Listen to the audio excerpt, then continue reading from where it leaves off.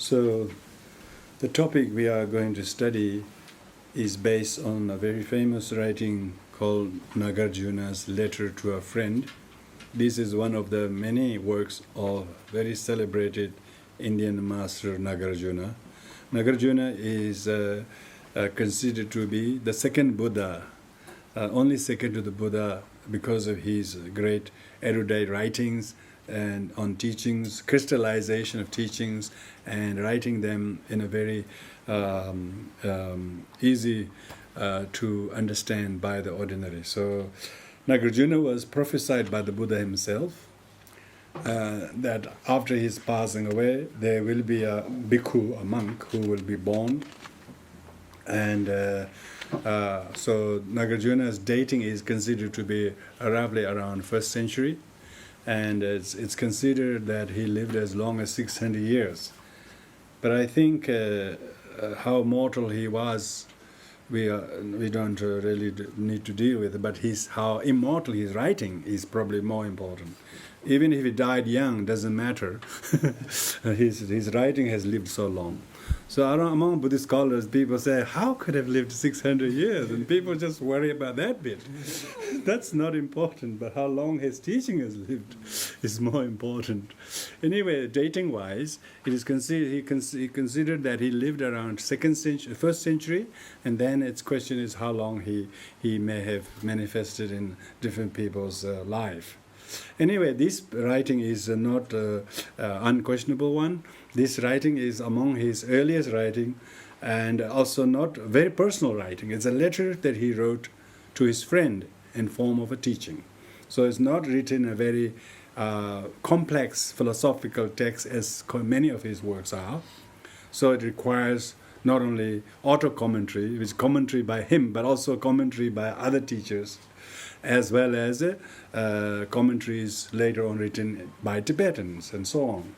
So this is one of his smaller works, but designed for all complete beginners. In monasteries, this Nagarjuna Letter to a Friend is usually the first Indian text that is studied. So I'm glad that we have this term to go through this. It's a good karma for us to read some writings of such a great master. So Nagarjuna's Letter to a Friend. Letter to a friend is, of course, it doesn't look like a letter. Occasionally he calls by the affectionately his friend's honorific title, but otherwise it is written in meter, 123 verses. So it's quite a long letter. Long poem, actually. It's a poem, more like a poem. He himself calls it poem later on. But title bears it letter to a friend. It's called, in Sanskrit, Surhida Lekha. Surhida, Hirda really means a dear friend, letter to a friend. Lekha means written words for a dear friend. So it's personally addressed to, who is this friend? King Gautamiputra. King Gautamiputra is one of those Indian kings who, not Indian kings of whole India. India was those days many principalities, as well as 75 different principalities ruled by different kings in those, so we're talking 2nd century AD, is very early. Even in the later on, they said only it was very difficult to unite whole India, We know that in as recent as 1947, India was split into 3 pieces by British. The West Pakistan, and what we now have, Bangladesh, was East Pakistan. Yeah, some of you were born later after that, so you don't know. In 1974, the war between India and Pakistan was fought, and then what was East and West Pakistan prior to 1947 was actually part of the whole India. But of course, before that, India was many small principalities. So the king of Satavahana is a southern Indian kingdom. So Gautamiputra is the name of the king, the friend he calls it. We will not go into personal relation between the king and Nagarjuna, as time wouldn't permit. So that is mainly the title of the letter, title of the text. And then at the very beginning, what we have is paying homage by the translators. This translator, Homage to the Youthful Manjushri, is written by the Tibetan and Indian translators, who both who Indians were invited by Tibetans in 7th century and later on. And often Tibetan students always study at the feet of Indian teachers. And any willing Indian teachers are called panditas. And any Tibetans who converse with the Indian teachers called translators. So both Indian panditas, Tibetan lotsawas, translators, work together to produce any translation. And this is no exception. So this work is translated by Indian Pandita called Sarvagyana Deva and Tibetan translator Pandekawa Peltsik. So when these translators work together, it's Sanskrit translating into Tibetan, any language, very difficult. You've got to master Sanskrit. and not many Tibetans are very confident in Sanskrit. And so, therefore, they could not totally have full confidence in their linguistic knowledge. Nor did the Indians. Indians were very mastered in Sanskrit, but they are helping translate in Tibetan. So they don't know how faithfully it will be translated into Tibetan. No matter how much good collaboration and mutual faith and respect they had, usually the nature of the relation is translator is always student of the Indian Pandita. So they always work with the teacher very respectfully, but Indian teachers have no knowledge of the Tibetan language, in which the teaching needs to be translated. So at the very beginning of text, after the title, they always have this word called homage to youthful Manjushri. So there are a number of reasons why they put this salutation at the very beginning. It said that one reason why the translators put the salutation is to show their modesty. They are not trying to prove their academic prowess, but rather they try to benefit others who may read these texts. So they want the blessings from this, so that what little service they might do may benefit future generations. Just imagine some of you and me translating a text, and that our translated text get read in 1800 years later. Now that's pretty good a job, isn't it? So there must be so much work in the merit of the work, that it lived through so much, that it circulated and as a curriculum in the monasteries in Tibet, from 6th, 7th, 8th century. And these are the texts we memorized when we were young novices. Before we go and receive actual teaching, we have to memorize these verses. And so it has such great currency in Tibetan and Mongolia, Mahayana Buddhism, to study these novices, like 10, 12-year-old boys, and they will be given a root text like this to memorize, to study Buddha's philosophy, teachings. And so this translation is done with the hope, this homage is made to Manjushri, because each of the Buddhist texts has sometimes pay homage to the Buddhas and omniscient. Sometimes the homage is paid to Tathagatas, so on. These texts belong to Abhidharma, so they pay homage to Manjushri. So sometimes you can also tell to whom the translator pay homage, also can indicate whether it belongs to Sutra or the Vinaya or Abhidharma. This belongs to Abhidharma, so you can tell. So from the salutation, youthful Manjushri, because Abhidharma means supreme science. It's a very difficult subject. It's a psychophysical subject of every from matter to consciousness. Vinaya is only study of the moral codes of monks and nuns mainly, so it's a little bit easier to know but difficult to observe. And then the sutra is the discourses. So these sutras is mainly various discourses, from dialogue with Buddha to question and answer, detailed teachings. But the Abhidharma is a very subtle subject of the matter, between matter and consciousness, everything. From the different levels of meditation and sainthood, different 5 paths, 10 bhumis, all these stages of high level of consciousness, all described in the collection of texts called Abhidharma. So from this salutation, we can also tell it is Abhidharma text, and paying homage to youthful Manjushri by the translators, in order that the blessings that they have from Manjushri may come translate into their work so that it has benefit to others. So that's one thing. Second is so that they do not also suffer from obstacles and interruption their translations, which many people do. They do half a translation, then they're left unfinished, unedited, unproofread, and no publication. There's a lot of that. So they made this prayer so that this is not only finished translation but also get used and propagated. Yeah. So they all Manjushri, paying homage to Manjushri for the success and the benefit of this, paying homage at the very beginning. Also, main thing is to express the humility and modesty of the translators. So only then it will have great benefit to others. Another thing is that. So that whatever is a benefit and motivation they found in doing the translation, may the Manjushri blessings also inherit those to other people like us. So that's why this is basically their prayers is answered. Homage to Manjushri is answered by having us translating these texts in this 21st century. So thank goodness, these prayers works. So we should thank Indian Mahapandita Sarvagya Deva and Tibetan Kawa Palsik, Pendep Kawa Palsik. To me, these names are very, very nationally very powerful teachers. Kawa Palsik, we just think they're just heroes. They're just like the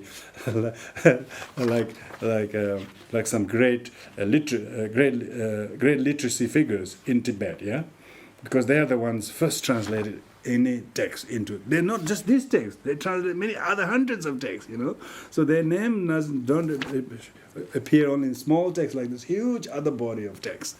There were only about 25 major Tibetan translators, and then assisted by many smaller other translators. So these are 300 years work. So otherwise their name wouldn't appear in the colophon. So we offer our respect to them. So that is the very important one. This is why we do the prayers at the beginning, Manjushri prayer, because they also offer prayer Manjushri. We meditate on Shakyamuni Buddha's life, and well as the Heart Sutra, so that we also study, but not for temporary, even this evening's enjoyment, So most people do things for the sake of enjoying that afternoon or that evening. We have no objection to doing that. But we know that benefit should flow much more longer than later than the temporal benefit. So that's why we do those prayers at the beginning and a little later at the end. So it will benefit many people. So we should not lose the spiritual aspect of Buddhism, because there's a lot of intellectual aspect of Buddhism that's going into the universities and everywhere, minus the spirituality. If we become dry academic without any honoring to the lineage and tradition, then it becomes mere academic. And so in order to prevent it from happening, it's important to say why these prayers are made in these texts, why we spend 15 minutes reciting some words in Tibetan and Sanskrit we don't even know. So you shouldn't think, why I'm saying this prayer in Sanskrit and Tibetan? So we might think like that. So it's good to... Sometimes they give the Sanskrit title here. We didn't give the Sanskrit title here, but we were doing Sanskrit in Pali, Sanskrit Heart Sutra anyway. It's so that people must know that in the many hundreds of years ago, all these teachings were only transmitted and heard in Sanskrit. And then later it was not even heard in Sanskrit. Now these teachings are not given in Sanskrit in India. They lost it in the 9th century, full stop. And then it's translated from Sanskrit into Chinese and Tibetan. Chinese have these translations because China received Buddhism before Buddhism. Tibet received Buddhism, 2nd century onwards. Chinese Buddhism honors Nagarjuna as much as Tibetan Buddhism does, because they're all the Zen school, always go India. So Nagarjuna is amongst the top 6 Indian masters. So that is the source of our text. So here now to come to the main body of the text. Main body of the text is divided into 3. The beginning part, which the author, the Nagarjuna, introduced the text and reasons why he does. And then he goes into the main body of that teaching of the main contents of the text is mainly contains the path of the 6 parameters. Actually, Nagarjuna's letters, main thrust of the text, according to one commentator, famous Tibetan commentator, is actually 6 perfection is the main body of the literature. So that's the main part, and then he does the conclusion. So of these 3 parts, the main introduction part is firstly the first verse is the expression of the verse to express the promise to write and reason to write. What is his purpose of writing? So, and also to express his own humility. He doesn't show that he's expert or skilled and so on. He actually shows humbly. He shows his humility and modesty. So in the first verse, which I read, O Honorable One, so Nagarjuna addresses his friend King Gautamiputra, O Honorable One, because you don't call by the first name if somebody is honorable. You call the honorable and then maybe the name. Even in Parliament they try to do that. They try to call the honorable one, but when they think of the name, they think otherwise. But we have a saying in Tibetan: we can't even utter the name people we honor because it brings us tears or something. So he doesn't call the name of the king the honorable one, because king in those days is considered to be like God, you know. Even today there are some culture who regard the kings as just like similar to God. They're above law. So honorable one, yeah.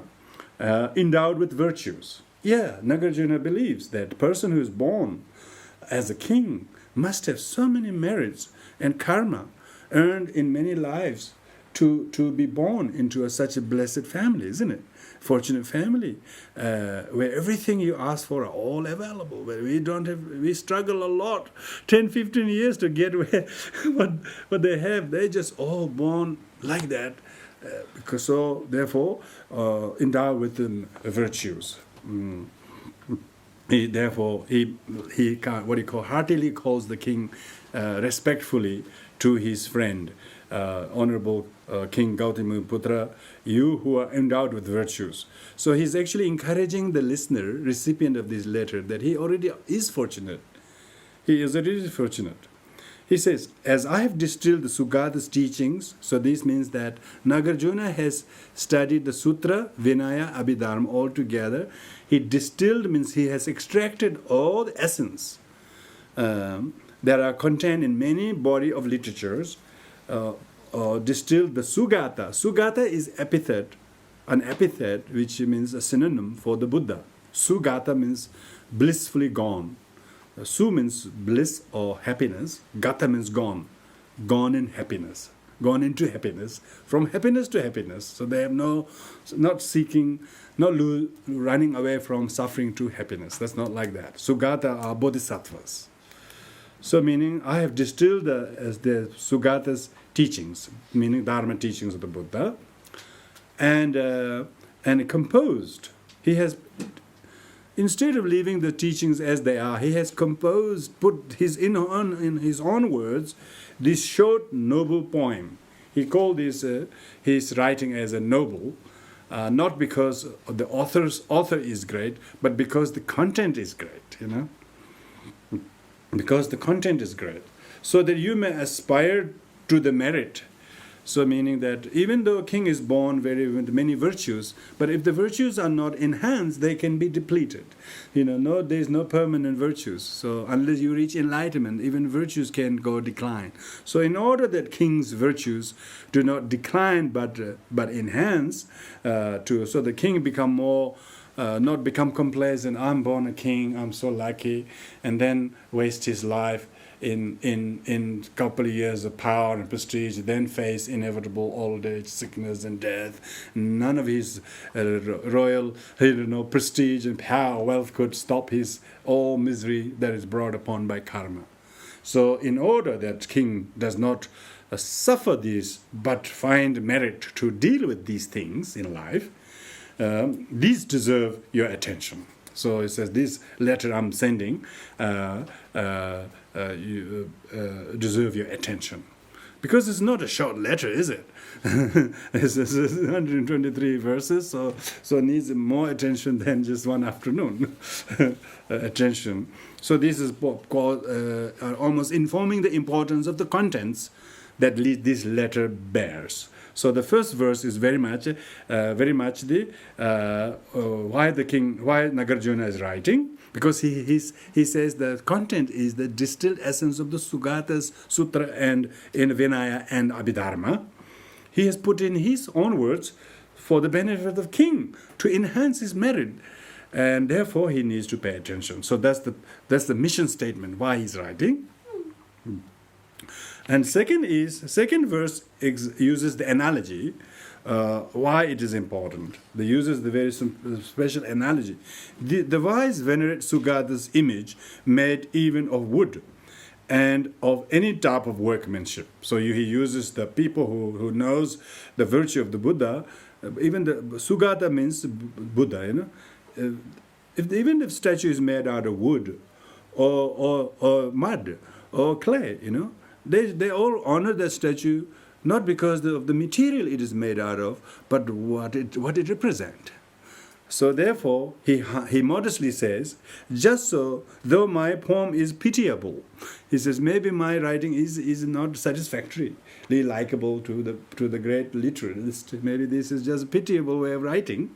Maybe sequence, maybe the analogies. Nevertheless, scorn it not, for it is based upon the description of holy Dharma. So he tried to say, look, maybe I'm not putting the right words to your liking, but do not put it down because it is due to my author's, limitation of his literature. Because what I'm trying to say is still based on the teachings of the Buddha. So this is modestly speaking of maybe not claiming he's writing his best poem. In an Indian poem, writing is very hard to be accepted by others. You write something and you have to firstly then submit to other senior authors.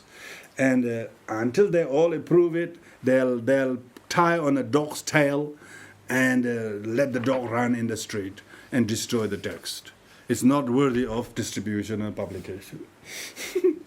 So he says, even though my writing may not be satisfactory, but because its content is good, please don't look it down, but rejoice it, because the statue may be made out of local mud, but it is still the statue of the Buddha. So this he uses the analogy to the king to encourage him to pay attention to. And the third verse is also using meaning. Using meaning, he says, not only it is analogy may be fitting, but even in meaning it will be more interesting. Why? He says, though you may have comprehended all the exquisite speech of the great sage. So this Nagarjuna assumes that the king already knows Dharma. He says, though you may have already comprehended, because he was not sending this letter as an imposition to someone who is non-believer. He's already a Buddhist. He already is following the teachings and so on. So though you may have already comprehended, he's actually saying that to us as well, And even in many ways, we are all Gautamiputra. We are all recipient of this letter. In 21st century, we are all Gautamiputras. We are all fortunate. We are almost more fortunate than the kings of those days. Kings of those days did terrible things. We don't know terrible things. we have modern benefits of everything, but still we're interested in Dharma. See? So we are all Gautamiputras, really. So think like that. Though you may have comprehended. So he's saying that to each of us, though you may have read and studied similar Buddhist texts, or you say, I read that, I heard that. But he says, wait a minute, don't do that.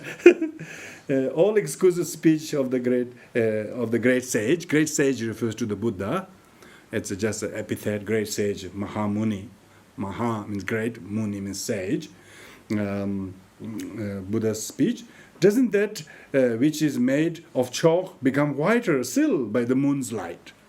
So he says, if you already know the teachings of the Buddha very well, you have studied them, you meditate them, you have read similar texts, but if you already white, you already sit in a very beautiful white building. When the moon shines, doesn't it make brighter? He says, so even though you know all the teachings, but by my sending this letter, would it not, enhance your confidence in the teachings? Because I agree what you know. So Nagarjuna is in many ways encouraging the king not to feel complacent. I know this subject before. I've heard of 6 paramitas. It is. He says, but wait a minute. If you listen to this, it will increase. It will give you a new perspective, maybe a heightened level of realization that you previously didn't think about. So he encourages to listen. What they say that like you first have to sell the topic by talking about the benefit of the topic, benefit of the product. When you told all the benefit of the product, then you have already convinced the person to be interested in the topic. So he says, I'm not teaching anything but Dharma, but you already know, but by me talking this, it will enhance your knowledge, and this will greatly benefit others. And definitely so. Yeah, I'm sure each of our knowledge, it does to me, I'm saying this. Each time I talk about this, I remember memorizing these texts, listening to these teachings, and I found a commentary as those days too. It's just, it relaxes. I like this book, this Nagarjuna's letter to me. It's that kind of feeling, because all the texts are very voluminous, very deep and very big. Very small text like this is not easily findable. So that is the introduction of the text. Okay, the first 3 verses. First 3 verses of the introduction of text. Now the verse number 4 onwards, it now goes to lay out what we call the foundation of the path. Emphasizing the foundation of the path is faith in the Dharma. Firstly, he goes to emphasize the faith in the Dharma. First, verse number 4 goes to briefly explain what the 6 recollections are, faith in the 6 things to recollect.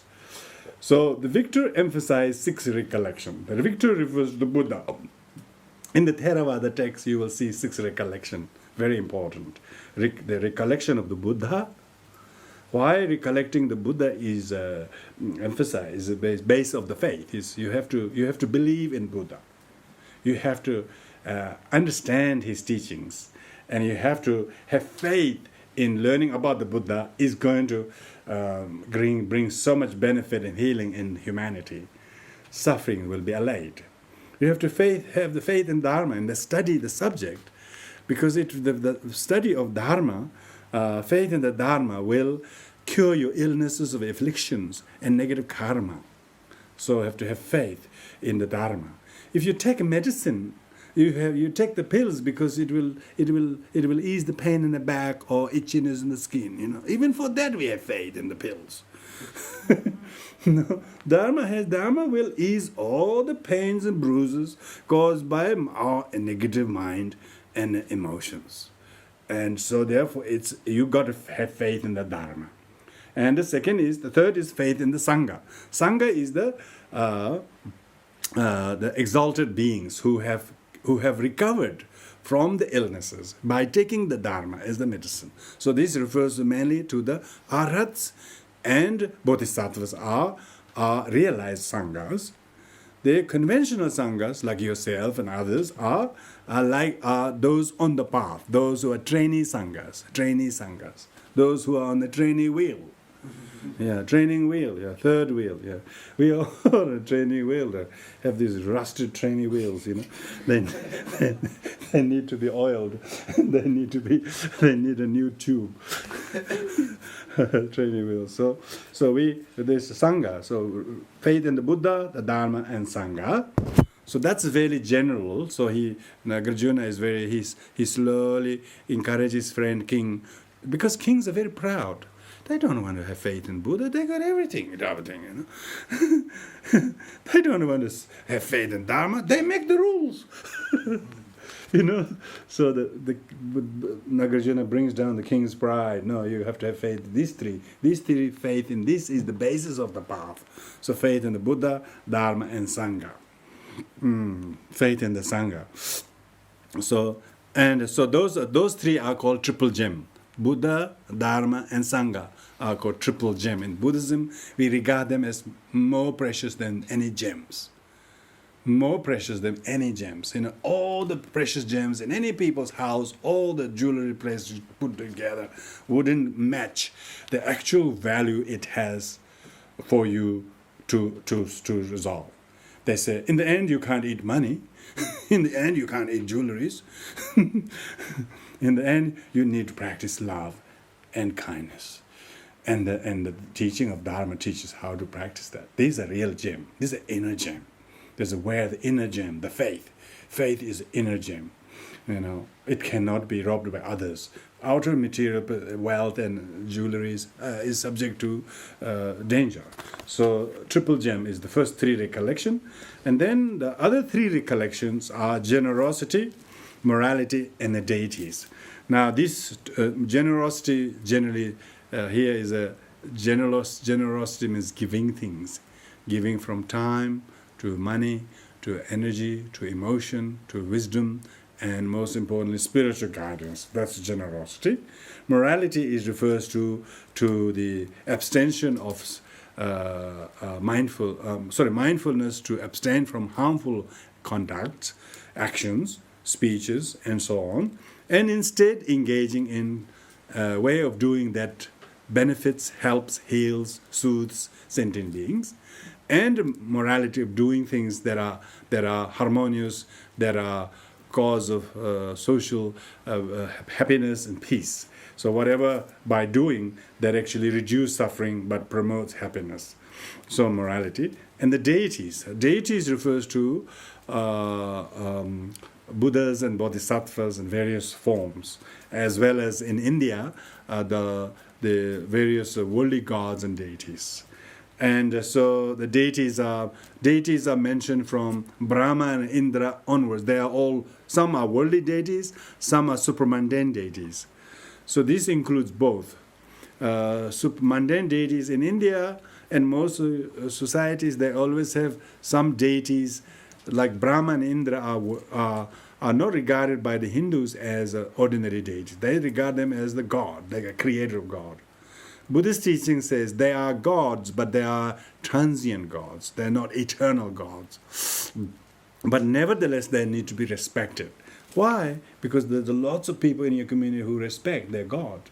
And if you try to say bad things about them, then you don't remember he respects that deity. So if you upset them, then you haven't helped anybody. So you should therefore speak. People who believe in God, you don't speak against them and about them. You can have philosophically a very useful debate, but generally you don't do that to denigrate those people who have deities or have faith in them, because it has been recommended to respect deities. And because deities represent spiritual energy that we all have capacity to do. To some people, their deity is their mother, and their children, and the loved ones, isn't it? It's like more than a deity, So don't think the deity means you have to believe in nine-headed God. Means it could be your partner. It could be your mother. It could be your uncle and your stepfather, or vice versa. Whatever. It's a very good idea to do that. Not just Buddha and Dharma and then having nothing to do with humanity. Even the generosity you practice, even the morality you practice, is so that sentient beings are treated like a friend, isn't it? Because deity is, in Sanskrit word, is called Istadeva. Istadeva means deity, God that is friend to you. So if people do good things to each other, they are like a deity to each other. We just think the deity are some super mundane beings, But actually, everybody is a god. Everybody is a light. Everybody has Buddha nature. So this sixth recollection is very important. Recall each of their sets of virtues. Yeah, we're talking about virtue of the Buddha, the Dharma, the Sangha, because Buddha is in Buddhism regarded as the physician. Buddha is the psychologist of the mind, of human mind. He knows the mind more than all the psychologists combined. And this is 2,600 years ago. He understands. So Buddha's qualities, his teachings are so true and so true. Every time you go back to it, it's so true. You just should have stuck with it. And so you could never feel, you got the wrong path when you know the Buddha. Dharma it's even more sets of virtue of Dharma. When you practice it, it's so helpful. You could never find anyone more useful than your own practice of Dharma.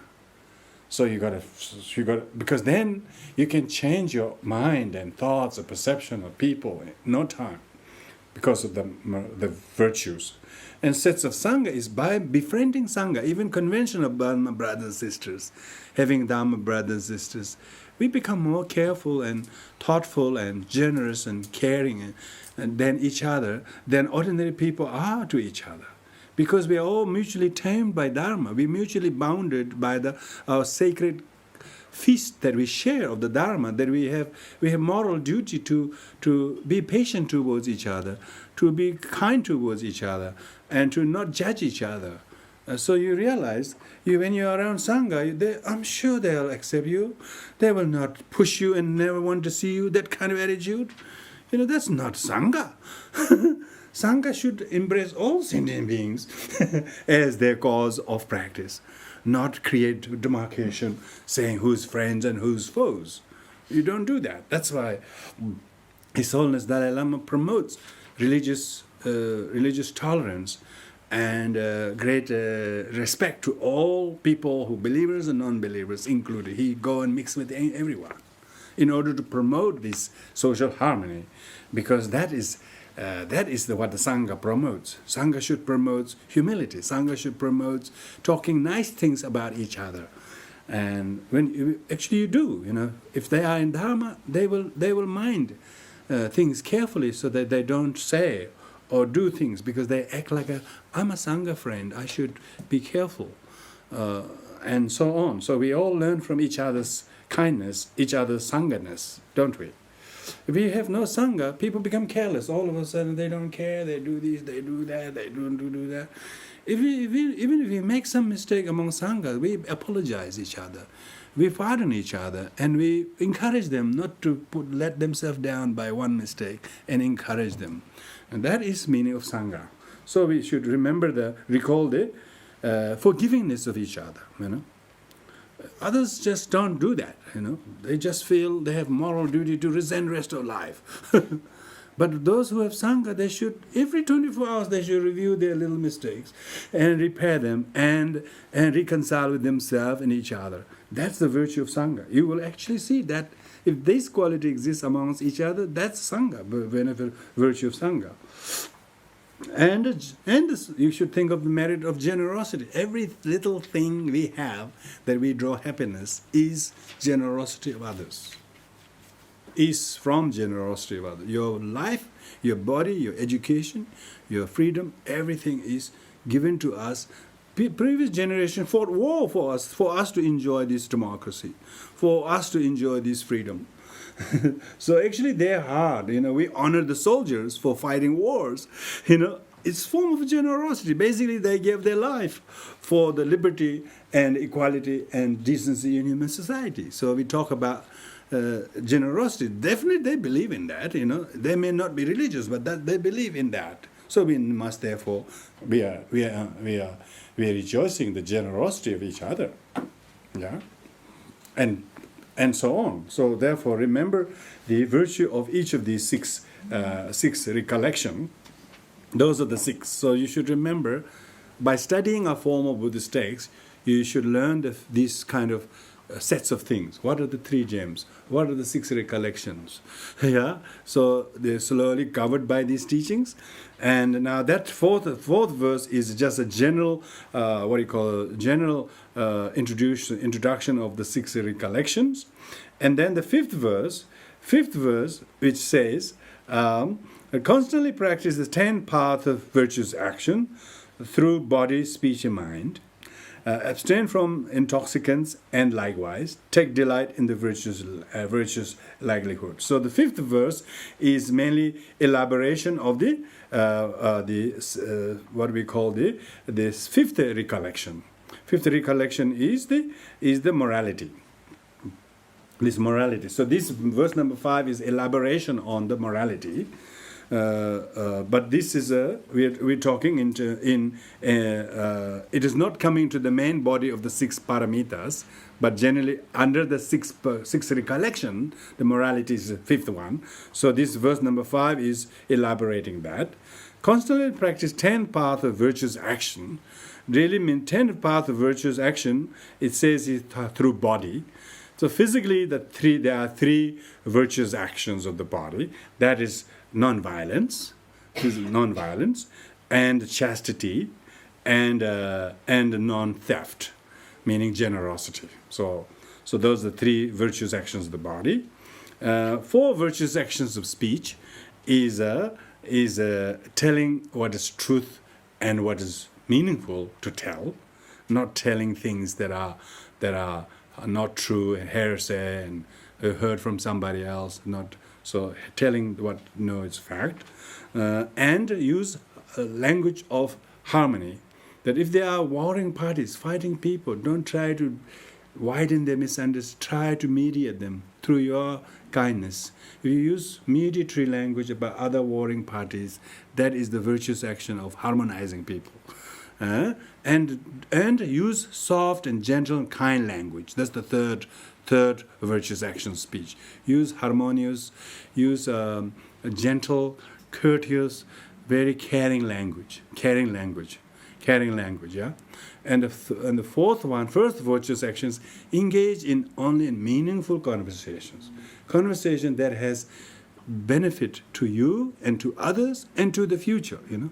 So means that basically engaging in meaningful conversations, speaking very courteously to each other, and use no harsh words, but speaking very gently, and then use harmonious language, use truthful language. These are the 4 virtuous actions of the speech.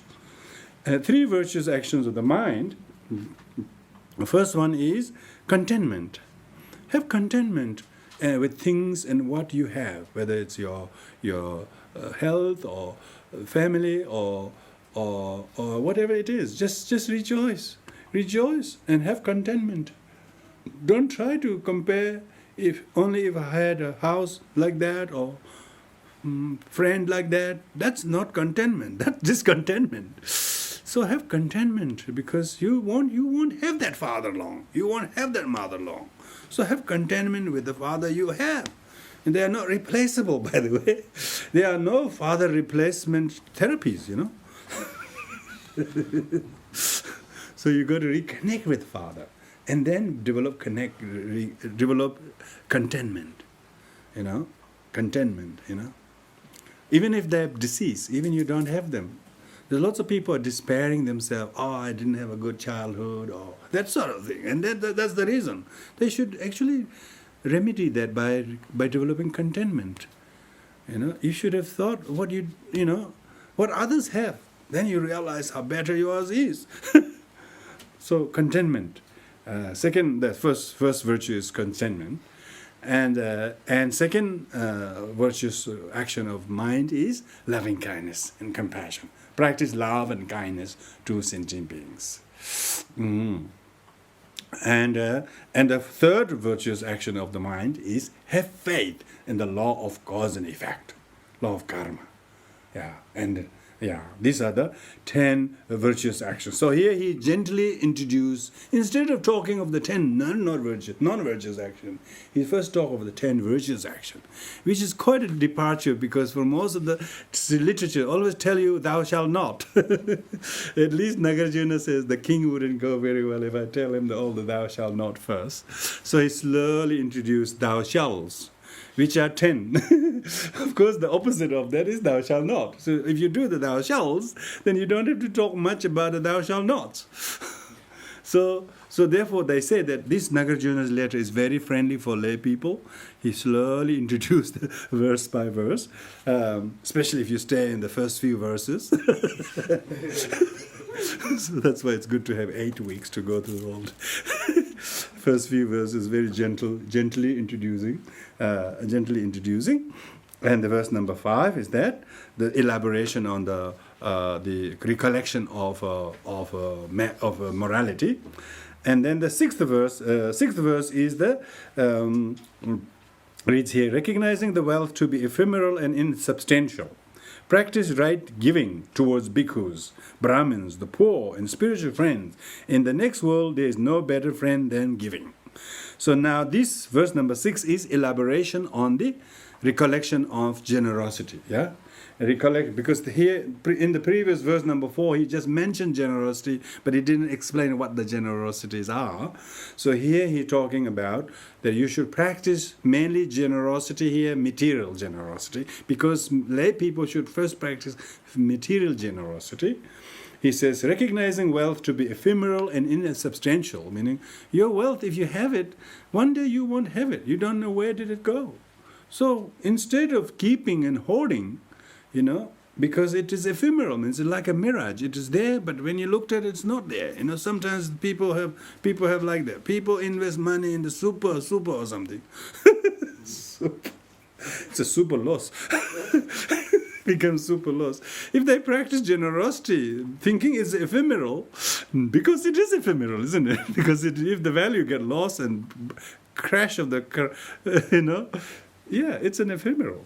So practice giving before it becomes ephemeral.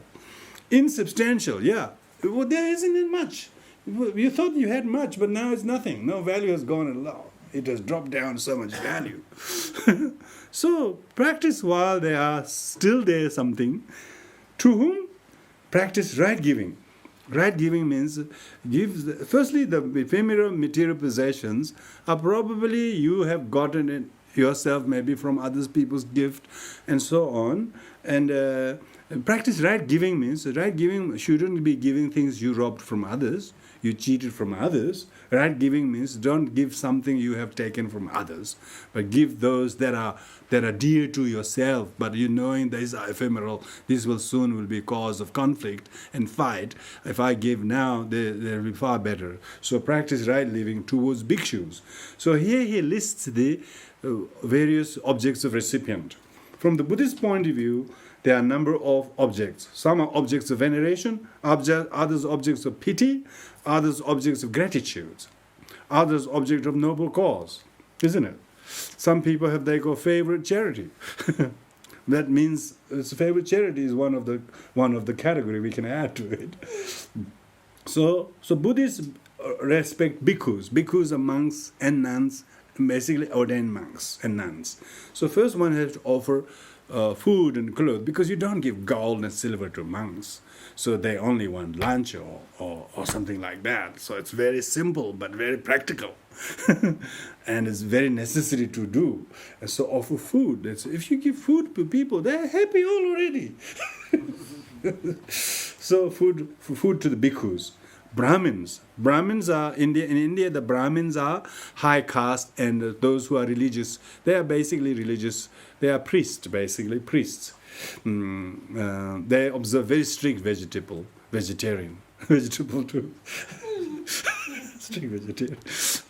strict vegetarians, and the poor. See, this is objects of pity. Others are two. One is socially objects of veneration. One is by spiritually, other is racially or caste point. India caste, because Nagarjuna lived in India. Remember, If you think India has a huge caste system now, wait until you know how it was in 2nd century. So respecting the caste was not only important to the Brahmins, but also to the non-touchables. Others also actually adhere to that, So in India, of course, he can only write this. So here it's not talking about discrimination. It's not talking about you should discriminate who's Brahmin, who's not Brahmin, meaning who restore necessary courtesy whoever deserve in their social standing. If you go to a little hospital, dispensary, if the local chief inspector or doctor, respect him. It's very important to give him the respect in that, because that little department, he is the boss, and if everybody show respect to him, things will operate very well, because that's the norm of how that place will operate.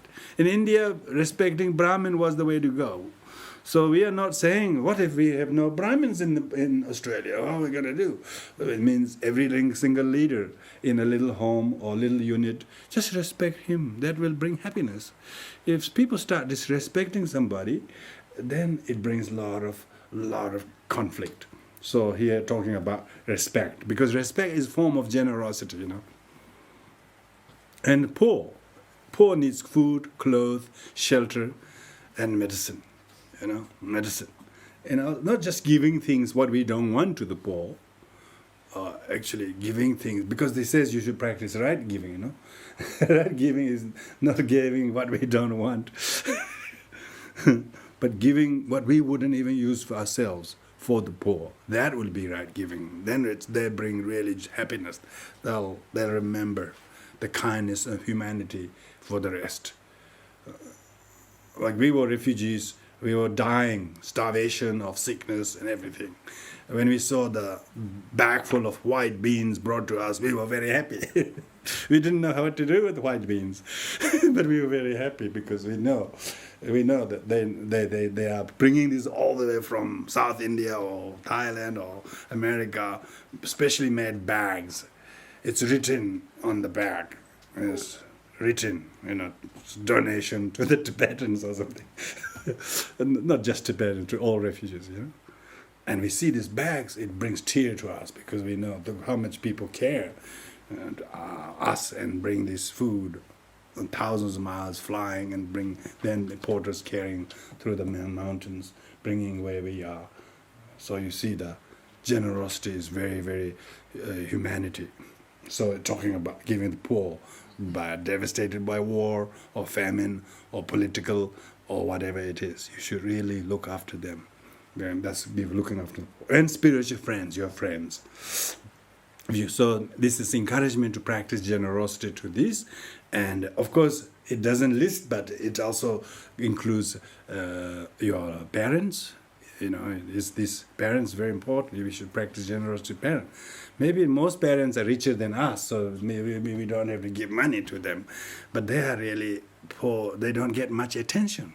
So if you spend time with them, it's very generous, very important. They remember you came and spent 2 hours, did few things and talk to them, and tell them what's going on. And they don't hear the local paper. They don't know nothing, It's good for them to have somebody who's telling them the things they are not. So spending time with the loved ones, elderly particularly, is really important. In Nagarjuna's time, it wasn't much of a problem, So I must put in a footnote. in the 21st century, he should write parents. With parents and loved ones, instead of putting them somewhere else, they should go and visit them periodically and talk to them and hold their hands and tell them you love them. It's very important for them. That's the highest generosity. They don't need money, Probably they got more money anyway. Old people got more money, but a lot of suffering. So their suffering could be soothed if you practice generosity, if you visit them. So that's what really is implied here. The poor. Who is poor? Your parents are poor because they're poor of company. They have no company. They are poor of care. They care. They get a very synthetic care by some people. They don't really get a true heartfelt care. So they're very poor of company, poor of care, poor of knowledge, and they can't really tell what they want because all the people are very busy. They just let them do it. They put an injection and keep them quiet. Yeah, sometimes they just don't. They don't because they have 14 beds to one person to look after. That's a lot, isn't it? Why are the boys, sons and daughters don't have time to visit their parents? They're only looked after by one nurse with 14 others, 13 other people's condition is even worse than your dad. So how much you could count on by the carers what the carers could do. So one shouldn't just think they are carers. Sure, they are doing their professional bit, but real care, they are poor. They are really poor in not receiving the real care, real kind words, love, saying that I will love you. Because even though these people are really doing professional, they're really changing quickly, washing quickly, doing that, but that's just like a job. Almost like they don't really, wash their back of the father nicely, or having a little conversation, having a little talk, and while washing the back. It's very soothing and healing for both. Practice this kind of generosity. That's what Nagarjuna is telling me. In the next world, if not in this world already, there is no better friend than giving. Now, Nagarjuna is more talking in a Buddhist, very much Buddhist psyche, in Indian mentality, saying next life, next life, next life. So in those days, they really didn't worry a lot about this life. They always worried about future lives. So we have a very difficult audience these days. Most people are not worried about next life. They probably don't want to even believe there is one. They're more worried about this. Yes. Even in this life, you would not find anything better than giving your parents time and energy visiting them. Is no better. That's the highest generosity, Thank goodness. You should remember that generosity is not about giving, you having to be very rich with wealth. Generosity means the love. How do you practice love to your parents when they're old and dependent and tucked away somewhere? They couldn't go to work, they couldn't read, they couldn't walk by themselves. That time you got to show them that you visit once a week or twice a week or ring them daily. Some people ring daily, which is really beautiful. They can't see them daily, but they ring them every day. It's very nice. We have a gentleman who is full-time carer, his partner, and he himself got diabetes problem and so forth. He can barely go anywhere without, getting some respite care for his partner. But if he does get to go somewhere, he rings her every morning and every afternoon, which is very good. That's the kind of love we're talking about. That's the generosity we're talking about here. In the particularly individualistic society where people think they're independent monetarily or financially, but actually they don't realize how lonely everyone is without that communication, without that care, without that love they actually hear from each other. So in this world as well as next, there's no better than giving. There's no better friend than giving. Your day will be happy. Your week will be happy. Your month will be happy. Nothing can upset you if you did the right thing with those who deserve your generosity. And generosity here is emotional love. It's good to know them feeling lonely and day seems like a month to hear that you love them and care for them and comes a visit. It will be huge. You could see they have alpaca bringing into the hospital and into the nursing homes. They have alpaca therapy. They have all kinds of animals because the damn kids are not available. So I know one guy. He always brings his alpaca twice a week to the down in that palliative care place near the lake.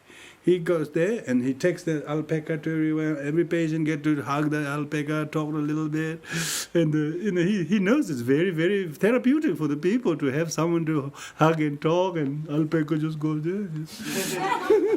It's like a deity, really, deity in form of alpaca helping. The most is the owner really. He knows that he's owning the alpaca. that he knows it's good to take these to the nursing homes and to the palliative care places. Now, when you're alive as a children, if we can't visit our loved ones in distress or when they're very poor in company or understanding, they may have food and everything like that, but they are still poor in care and understanding and company.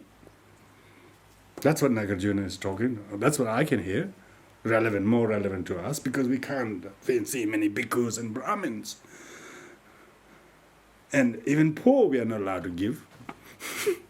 We send them to the church or some organization. People don't say, don't give those people in the street. They don't even encourage, So almost like we have cleaned the street of these people.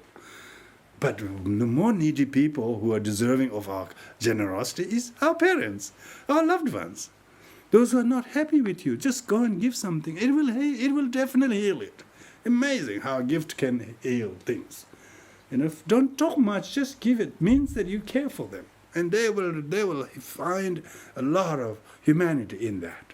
That's what Nagarjuna is telling, because this is an 1800-year-old letter. So we have to make it more relevant in this. We have no Brahmins and bhikkhus floating everywhere to practice generosity every day. So who is the Brahmins? Who are the bhikkhus in your life?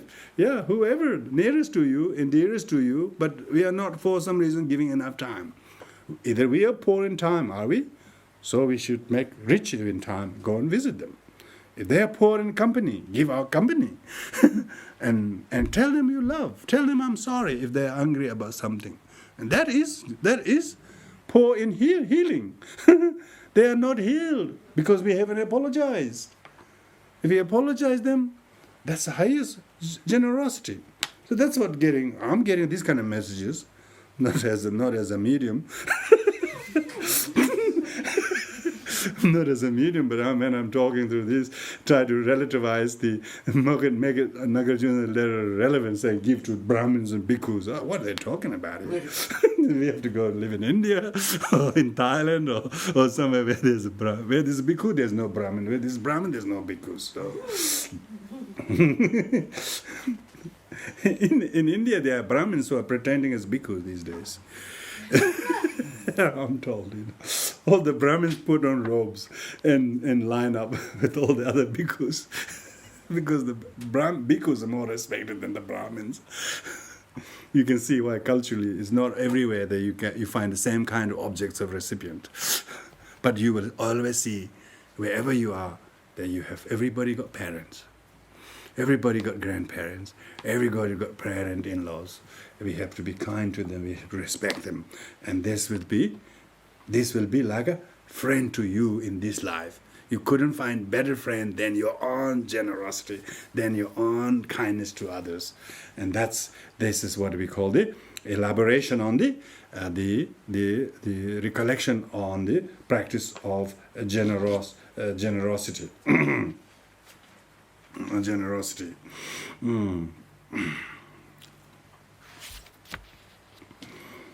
Number 7, rely on the unbroken. Now this is talking about the verse number 7 is talking about how the mindfulness or recollection of the 6 above can best be guarded by mindfulness. Rely on an unbroken and blameless morality, which is not mixed and uncorrupted.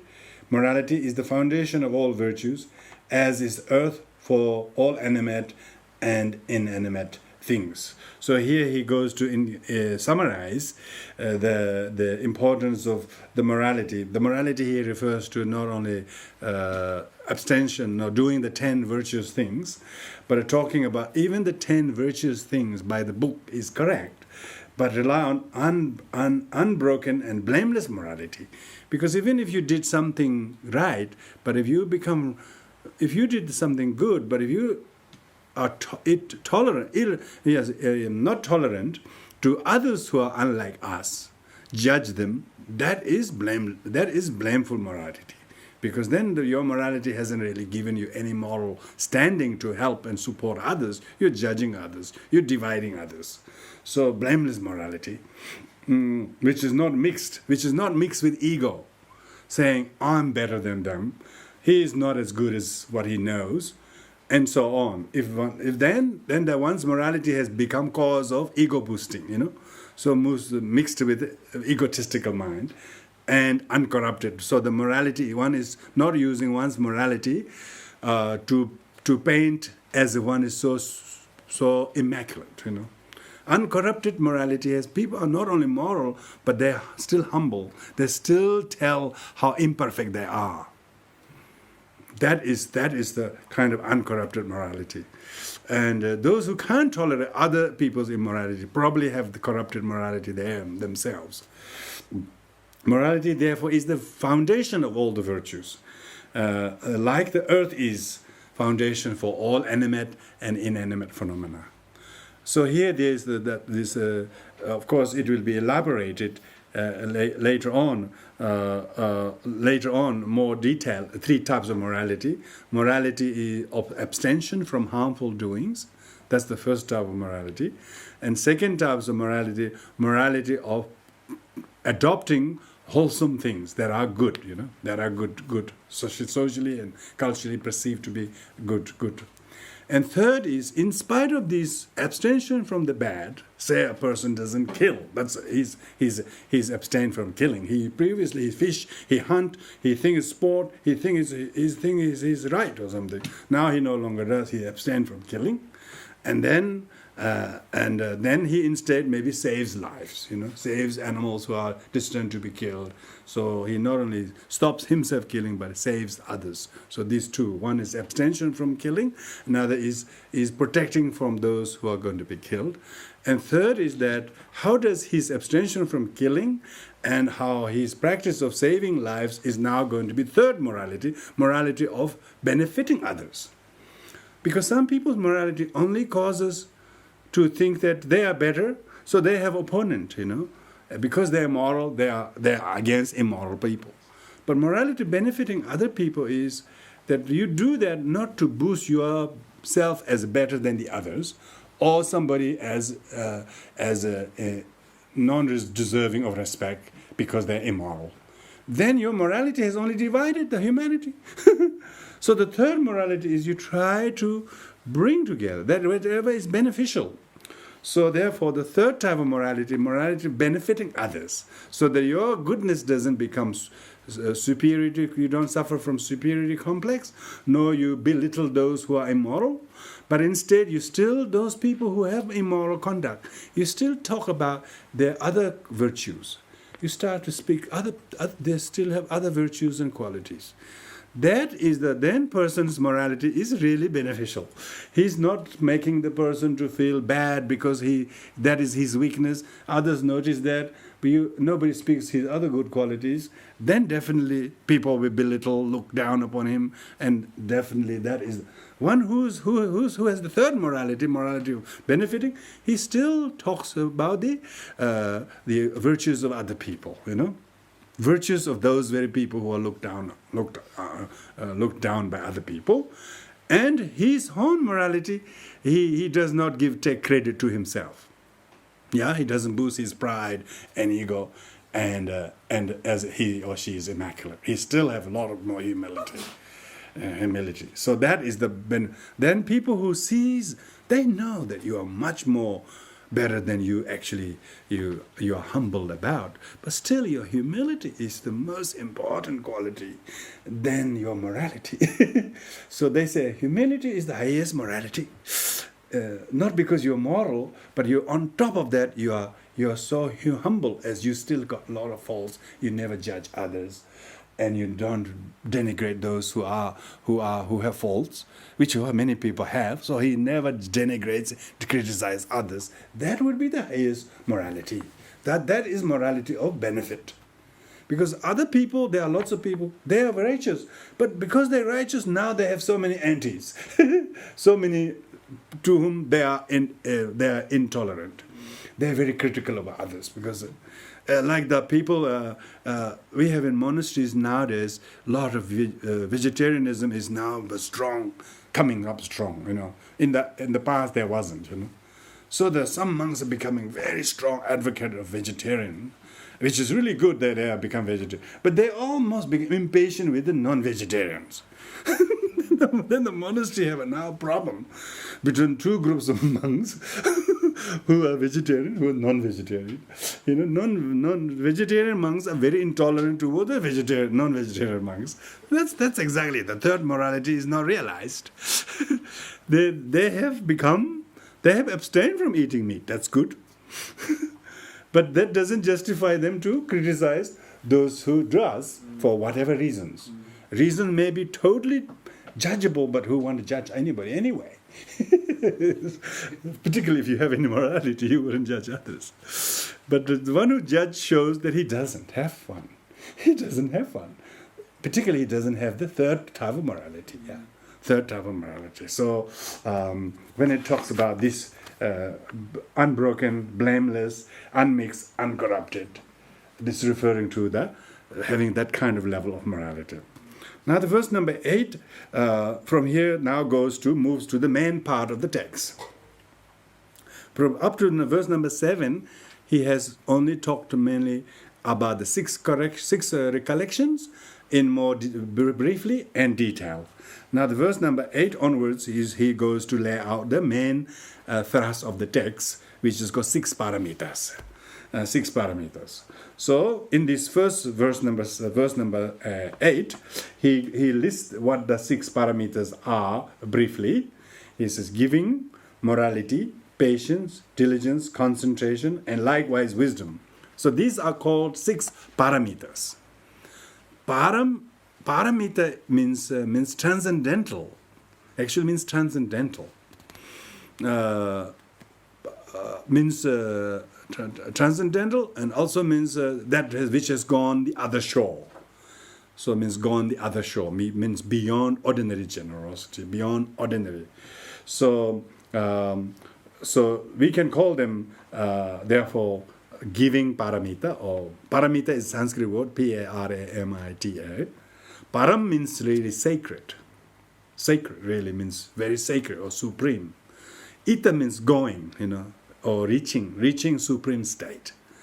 Reaching supreme state, so which means transcendental giving, transcendental morality, transcendental patience, transcendental diligence, transcendental concentration, transcendental wisdom. So these are the 6 parameters. These 6 parameters, it says here, develop these immeasurable parameters. Because each of these 6 have immeasurable benefits. We briefly talked just about generosity on the surface there. We talked about if we really practice love to our parents alone, and then realize to practice other elderly men or elderly women as mothers of past life, and start to treat them like that. And even though they are not your father or mother, but still visiting them. I know lots of people who work in caring industry. They say they really work every day in this old people's home, but they really imagine them as their past life fathers or mothers. It really helps them to stay happy and dedicated to the work. And it is a very important work somebody needs to do, and they all need it, and it is a humanity, and they're paid to do it, and that's their job, and it's really good karma. Good karma to care for past lives parents and get paid. Not with these lives, parents don't get paid, So it's a very important. So we got transcendental. So these 6 parameters, develop these immeasurable parameters, because each of them are amazing. Having crossed the ocean of existence, so this is transcendental. Paramita means supreme excellence with which you go other shore. So other shore is the crossed ocean of existence, samsara. You will totally escape birth and rebirth and death by practicing these things. Even the bodhisattvas, tathagatas, we go thus gone. Gone to where? To the other shore, where there is no birth, all there is sickness, death, where there is only the state of enlightenment. Become the Lord of victors. So he uses the verse here. This verse number 8 is only listing the 6 perfections. Now he has listed the 6 perfections here in the sequence of which they should be practiced. First is generosity, and so on. He says, why is generosity first? Generosity, everybody can practice. Giving just a little time to a stranger lost in the street, just show him to walk until the street that he needs to cross, and then from there you call second on the left, go there. Somebody came out of their way. It's so nice. Small act of generosity like that, all the way to giving certain things. So first is giving, because giving befriends other people. Yeah, giving can makes a connection with other people, because when you become more connected, then you become morality of the giving. Oh, am I giving this with what intention? And then you straight away check the intention of the morality. So then when you having to give, then you have to be patient in giving. Yeah, you don't just give impatiently. You give with patience. And also when you give, but if the giving lacks patience and giving lacks morality, it's not paramita. And particularly giving lacks joy, then it's just obligation. People say, I have to do this. Giving must come from heart and should be joy. Diligence means joyfulness. They call joy of giving. There's no joy of giving, that's the problem. Then it's become like obligatory. So diligence is when you give, but as a result of giving 5 years of service, 10 years of this, of 25 years of nursing, what people call it, but still diligent and joyful. As a diligence has not withered, but it become even more rejuvenated. That would be the perfection of giving. So this is talking about not only the 6 perfections are, 6 paramitas are practiced within one, but even each of the paramitas must have the other 5 in it. So that's what makes the paramita. 6-fold paramita. Concentration is the way you need to be focused in what is appropriate to give, to whom, where, and when, and how much. Sometimes people give, but give the wrong thing, which they didn't give that help, which they didn't give that way, and then become harmful. So one needs to be very focused. And also, most importantly, you have to have giving with the wisdom. Giving with wisdom is not attached to the object, or the subject, or the thing, or the manner, or where you gave. You don't get attached to them. So wisdom of non-attachment.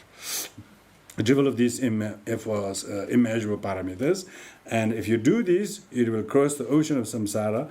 You will become the Lord of Victor. Lord of Victor is another Buddhist epithet. Lord of Victor is another epithet of Buddha. Victor means one who has defeated the inner enemies. Means victorious one is a Buddhist word that means jinas in Sanskrit, which means one who has defeated the inner enemies, inner foes of affliction and karma. These inner foes. And so that's verse number 8. Now verse number 9 goes to, now this is where I was already alluding to, verse number 9 goes to, now elaborate the perfection of generosity even more. Any family respecting father and mother will be attended by Brahmins and teachers. Its members will be praised and renowned and later enter the higher stages. Now Nagarjuna here says the virtue of practicing generosity to parents. I knew he was coming there. He says, any family respecting father and mother, this is talking about biological father and mother, and some maybe not biological father, but still stepfathers, stepmothers, or whatever, if you respect them through your body and speech and mind and wholeheartedly, you will be attended to by Brahmins and teachers. Meaning you will meet with Dharma, you will meet with spiritual friend, you will discover Dharma, you will discover spiritual path, because you have created karma of honoring the parents.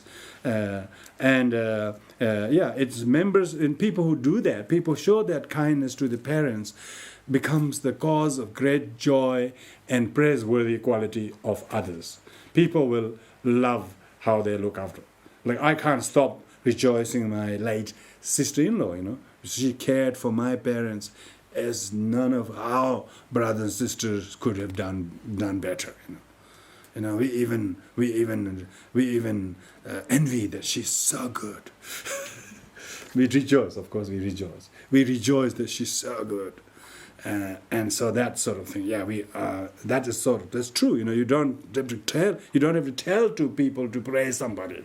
It just comes out of your lips. You can't stop it. Yeah. So because it has the utmost cause of giving you delight in someone's humanity, good work, and later enter the higher stages. Yeah, she died only a few weeks ago, and I don't doubt she will go to a bad place. She will go to a good place, where she will be received very well. It says here, will enter the higher stages, will honorably will receive somewhere. And it said that those who have loved ones in your life, who loves you, cares you, it's because you have done that to others. So you will never stay lonely or unhappy, because you will have loved ones. And you should connect with those. If you think you're not connected enough, reconnect with them, and there they are. And mutually have to practice generosity, from not just kid to the parents, but parents also connect with kids. And kids sometimes feel they are very powerless. If the father rejected me, why should I connect? There are a lot of kids things like that. Why? Maybe the father is dejected many times by their own wrong view and bad karma. They've never had the dharma, but we have dharma, so we are more powered to reconnect. So we should develop compassion to them. We are fully equipped to reconnect and repair and rejoice. But they are still deluded. They haven't changed. They haven't met the Dharma, and they have gone into this, completely lost the path. And they are very skeptic of spirituality. And so how could they actually piece their life together? Because they are older, should we think like that? No. Because we are spiritually more adult, spiritually more gifted, we should take the liberty to reconnect. Because the one who says sorry first is not a bad karma, The one who says sorry first is a very good karma. That may make even the other person to say sorry. You can see the merit. If you say so sorry to the other, they also start to soften towards you. If neither is softening, neither is doing the right thing, that's the problem. The demerits is accruing. And so therefore, when we listen to Nagarjuna, we have to go about how to mend our families, it doesn't mean everything will be perfect. It means that in spite of those little hiccups, how we go and mend them, how we going to repair them. Because you will be happy. You will sleep better. You will wake up happily. Your weeks will be different, your month will be different, your year will be different, and your life will be different. And who needs to worry about next life? It says, go to higher stages. You don't know what they are, but there will be it. There it will be found.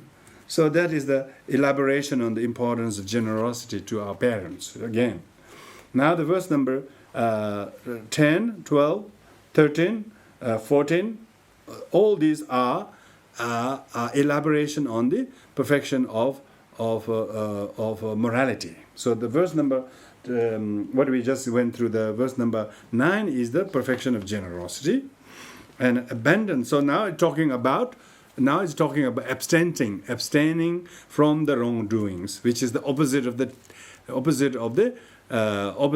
10 wholesome deeds. But however, here first of all, he introduced in the verse number 10 what is called 8 precepts that are usually honored during retreats. It's 24-hour precepts lay people take. So the king Nagarjuna introduced these 8 to the king Gautamiputra. These are called 8 precepts. Abandon violence, which is killing, theft, sexual intercourse. These are 3 physical, abstention of 3 physical negative karma. And then the falsehood, really talking about the abstention of speaking, so language. So it's falsehood covers all the 4. Means not so often we observe silence in retreat. So it's, and then the alcohol, taking of the alcohol, because alcohol totally intoxicates one's own mind. So that's a more of mindfulness of consumption. And then craving food at the wrong time. This is usually people take precept. They usually fast in the afternoon after lunch till sunrise tomorrow morning. It refers to that. It doesn't mean you fast unnecessarily just for the sake of looking slim. It's a totally wrong purpose. There's lots of people do that and then they suffer. No benefit. And they become an illness itself, It's not talking about that. Talking about moderation of food. And so that's that one. And then high seats. These are talking about status, or in people who are more conscious of who they are, their status in terms of social, their social or career or race or creed or whatever it is. People have a feeling of they are the dominant, so they feel very proud. High seats doesn't mean only seat in terms of the height of the chair. It refers to more like social standing, where people feel arrogant. Delight in song, dance, and various jewelry. These are usually things one abstains during retreat. One actually takes a precept every morning to say that I will be governed by these 8 precepts. So Nagarjuna introduced to King Gautamiputra the 8 precepts that you observe. Firstly, just 24-hour. It's like say, even if you're going 10-day retreat, you just observe those precepts only 3 days. Then slowly you get the idea how to implant mindfulness. So first, therefore, that verse is mainly true to abstain from these activities. All of these activities could be totally harmless, but it's by learning how to abstain from them, then one is able to be free your mind from having to think and do and feel and concern about. Therefore, your mind can focus on prayer, meditation, silence, and relaxation. You can actually focus on, you really actually rest better. So therefore, it's more like becoming free from having to occupy your mind about these activities, which one is forbidden for 24 hours during the time one takes. So it's not talking about daily. First you do 24 hours a day at a time in retreats, and then slowly move into the direction of building on that. And that's what it says, maintaining these eightfold practices, these eightfold what we talk about, first 5 precepts plus the 3 additional one, in emulation of Arhats moral practice. Even the Arhats, like all the great saints of the Buddha's time, they also first took steps to learn to take these 8 precepts, alternate days, not every day. And even they're working, but one day they took the precept, and then one day they didn't take the precept. Even they didn't take the precept, they're maintaining most of them. And so slowly training them, is in emulation, bestows to those men and women the attractive body of desirable deity. He's talking about the merit of, because those days the kings and Indians had the mentality, where there be next life always. Then the Nagarjuna says, if you practice this, you will be born with a blessed realm and a desirable deity realm God. So this is mainly for people of lesser intelligence, mainly for people who only seek higher rebirth, next life. View stinginess, cunning, deceit, attachment, idleness, pride, lust, hatred, and conceit of caste, physical appearance, knowledge, youth, and a great authority as enemies. Now these are mostly kings and people who in status they actually have. They have a lot, but they are very stingy. They don't have the genuine willingness to give, but they are very cunning, and they don't have this honesty, but the deceit, and they are not attached to. Instead of giving things willingly, they are attached to them. And they're very idle and lazy. And the little things they do, they are arrogant. And the mind could not switch off thinking but desirous, lustful thoughts. And even somebody make a small mistake, they could not take the ill will towards the other. And then those people who are like kings and Brahmins, who are really arrogant of their caste, their looks, their age, their status, their career, and their knowledge, their youth, and their position. So he says, these things, if you have, these are enemies. So when they say those who are victors are those who have defeated these kind of enemies. That's what referring to. One should learn to recognize these. So this is mainly still talking about abstaining, morality of abstaining from doing harmful things. Because outwardly people don't see you doing any harm, but inwardly one is being corroded by anger and resentment and conceit. All of these things are internally you're being consumed. People are sick, feeling sick because they're hosting this kind of destructive emotion, they call it these days. This kind of destructive emotions, one should regard them as enemies. Therefore, they are destructive. The sage declared that mindfulness is nectar. Now, mindfulness of abstaining from them and doing the exact opposite. Instead of stingy, you practice generosity.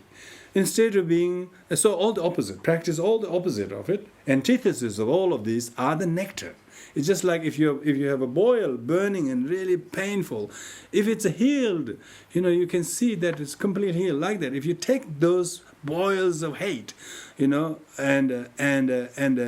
ulcers of jealousy, if you heal those, then it is nectar. Mindfulness is nectar. Practicing to get rid of this nectar, and lack of it is a place of death. Yeah. Having any of these in your mind, you are alive, but you're dead. That's what he's saying. You're alive, but you're still dead. You're different to know. There's no difference that you're dead and alive. Only thing is you're standing. So saying if you have hate, if you have this kind of thing in your mind, then you may medically look very healthy, but you're not. You're sick inside you. Thus, constantly and respectfully be mindful in order to develop various virtuous dharmas. So the opposite of all the verse number 12 is the virtuous ones.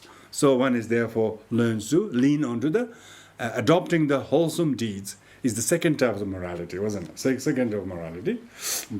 So one should be respectful to these things, and developments take one at a time. Say, during this morning, I'm going to not feel proud.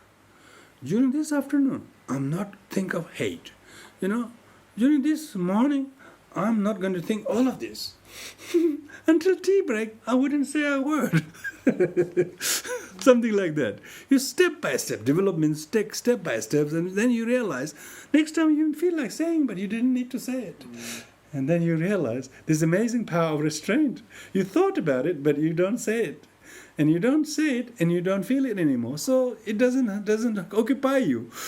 So this is a morality of abstention, virtuous dharma, slowly and constantly. And those formerly were heedless. So this is some people might say, oh, this list of things so much, I can't do this. I'm already bad case. I'm totally mistaken for so many years. I'm not available for correction. Some people might think they are too late to be corrected, They say there's better late than never. This verse is better late than never, really. It says, those formerly were heedless, who later became mindful, are as beautiful as the moon freed from clouds. Like Nanda, Angulimala, Ajatasattu, and Udayana. These are four contemporary of the Buddha. One is Nanda, Buddha's half-brother. He is an example of one who's really attached to his fiancée, and he doesn't want to practice Dharma. He couldn't stop thinking of her wherever he goes. Slowly, Buddha taught him, almost like people almost said, oh, lustful like Nanda. Even later on, Nanda completely cured and become a very good monk. And so that's what we're talking about. So Nanda is example of attachment. Angulimala is example of, Anguli means finger, Mala means finger garland.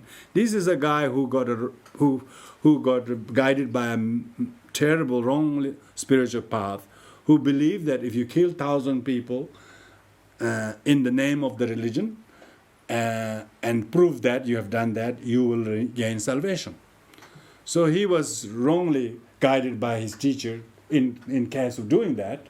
But of course the teacher was very, very, very mistaken anyway. Anyway, so in the end, Angulimala, his name was Ahimsaka, means non-violent one. Non-violent one, because he wanted to follow non-violent path, and he went and followed this path. The teacher taught him wrong way for some reason, and then later on his name became Ahimsaka became Himsaka. Himsaka means the violent one. And then later on, his name became Angulimala. Angulimala means finger garland. Finger garland. He killed people. Each time he killed, he had to pick a finger, and then he tie all the fingers around his neck. This is a classic story in Buddha's life about someone who was totally mistaken. But just before he killed the 1,000th person, he met the Buddha. And then Buddha was able to convert him, stop his violent and wrong path. And then he totally regretfully, he gave up his violence and weapon and requested Buddha to accept his disciple. And he too became saint. So Angulimala is an example of one who has engaged such a wrong path. This is a practice example of wrong path. Ajatasattu and Udayana are two kings of India. Ajatasattu is a king of Rajgriha. Satu actually means unborn but still enemy, unborn enemy. Because the Ajatasattu, he killed his father in prison, Father Bimbisara, for the sake of power. In the old days, that's all story, isn't it? The prince wanted to kill the father so that he can claim the throne. That's exactly what he did. He killed his father. If you go to India, a place called Rajgiri, that's the main story, what the Ajatasattu did to his father, which prison he put in. Oh, terrible story. So later on, he met the Buddha. He also, for greed for power. He killed his father for greed for power. So Angulimala for wrong view, Nanda for desire, and Udayana killed his mother. So these are all examples of people who have committed patricide, matricide, you name it, they did it all. But even they all became like a clouds. And when the clouds lifts, the moon shines, isn't it? They all got good in them to shine. So don't look at your past saying it's too bad. Or don't look at other people saying he's too bad. I will never forgive him. He did this to him. He did this to him. And then think like that. And that's lots of people doing that. They think that the others are too bad. We are too good to be their friend. Because they never give themselves a break to think, if you're so good, he too, this is what Nagarjuna is saying. It's possible, not only us, but other wrongdoings we should pardon, forgive, and let the clouds lift. And this is verse number 14 is an analogy of how that even past heedlessness, most people learn from past mistake in hindsight, they call it, not in foresight, only in hindsight. We become heedful hindsight. These four are definitely example of heedful hindsight. Tibetan Milarepa also same. The Tibetan saint called Milarepa, he killed 18 relatives totally to take revenge for his uncle and aunt for the terrible thing they did to them. But later on he realized what a terrible thing it is to do, to revenge his uncle and aunt. He went to kill, so just for a piece of little land, some small dry land in Tibet that only grows 1 crop a year. He went and killed all his relatives. And then he too got disgusted. Then he became so heedful, he forgot eating. He forgot everything, but he totally embraced the Dharma. He became enlightened. So remember, everyone who has enlightened has a really, really heedless background and then become heedful background, reformed. So to give ourselves a break and give others a break. Don't think they are them, what they will pass. If we did that, we haven't received this letter. If we receive this letter, we should say, okay, maybe I should pass the things and not stay in the past of others, our perception of them, judgment of others, or more importantly, ourselves. Lots of people always, they don't like themselves because of what they were in the past. And that's the problem. They should think, I'm Angulimala, I could be Angulimala, I could be Ananda, I could be this and that. So that's very important. So now verse number 15 is where we no, we will not go into verse number 15 tonight. We will stop at that concludes the what you call Shila Paramita, is the second Paramita. Second Paramita is Paramita of morality. So all these verses, which 10, 12, 10, 11, 12, 13, 14. Those 5 verses are all on the parameter of conduct, moral conduct, and the number 9 was parameter of generosity. So now we will conclude here. Do you have any questions? If you have 1 or 2, we will take, because I don't want to assume that you don't have. Yeah? I wonder who did the translation to English. This is various translators, including some edition by me. But I didn't dare to put mine because I didn't spend all time to do the whole thing. But I've given the reference on the back of the page. There are 3 other translations and commentaries on that. So they differ a lot, differ a bit. And nobody have dared to put their name yet. And I'm included.